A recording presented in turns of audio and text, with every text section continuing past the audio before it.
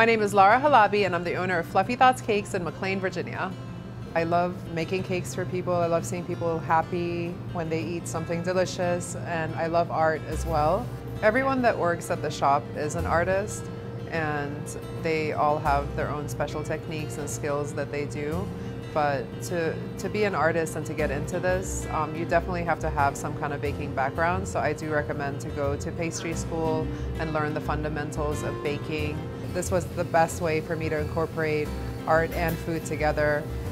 When is their wedding? I think a couple should meet with their baker 3 to 6 months in advance. A lot of bakers do book up really fast, so if you're getting married during a really busy time, May or June or October is huge, then I do recommend to come a little bit earlier than that. So you have your tasting all set. I do recommend to come in with colors, a mood board if you have one, and pictures of cakes that you've seen that you like. If you have met with your florist, that's even better, because then if you want florals on your cake, or if you want us to make sugar flowers for you, then we know the kinds of flowers we have to make. But definitely be prepared when coming in for a tasting so that you can come out with your dream cake.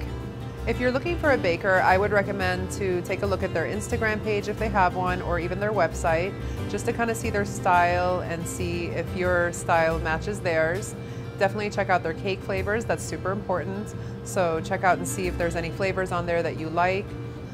Advice that I would give to a couple that can't decide on a cake flavor is do 2 flavors in the cake. We offer 2 flavors in cakes, or more flavors, so I would definitely do a his and her flavor. That's one way. Another way to choose a flavor is just to maybe choose a universal favorite, such as funfetti or just vanilla, just something classic, simple, traditional that you know that everybody will enjoy. Our most popular flavors here are the strawberry shortcake, the red velvet, and the funfetti cake. We do have a fun flavor called Getting Figgy with It, which is really awesome. It's a pistachio cake with fig jam and cardamom cream and sesame brittle pieces. That one's really unique, so we do offer a lot of unique flavors, but usually the traditional are the most popular. The best way to save money would be to do a smaller cake out front and a sheet cake in the back. So when choosing a baker, check and see if that's an option that they offer, a cake and a sheet cake. Another way to save money is to do a dessert bar or a cupcake tower. Not everybody's going to eat dessert, and desserts are less expensive than a slice of cake. Another way to save money would be to not have the exact number of servings for all your guests. Not everybody's going to eat cake, because let's face it, everybody's going to be drunk at the end of the night.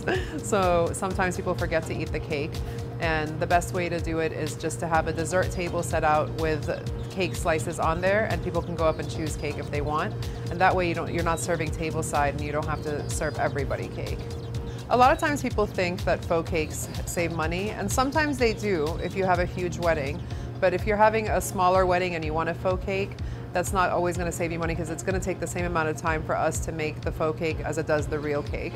So I do recommend faux cakes if you have a wedding of, let's say, 200 or more guests and you want something really tall. Also, if you want something really tall, you can always add styrofoam tiers in between the cake layers to give it more height. Questions that couples should ask their baker at their tasting are fees for deliveries or any extra fees outside of cakes, such as delivery, cake stand rental, flour application, extra flavors if they do more than one flavor, and certain flavors cost more. If you do decide to get your own stand, make sure you share the picture of the stand with the baker, because a lot of times the stands are not meant to withhold the weight of a wedding cake. We have seen many a cake go down because of stands that brides get that are not made for wedding cakes. Another question to ask your baker is who places the flowers on the cake. Sometimes the florist will do it at the venue. Sometimes the baker prefers to do it at the site, so they would like flowers left for them there. We do flowers at the shop or flowers on site, but it's always a good question to ask to find out where the flowers should go.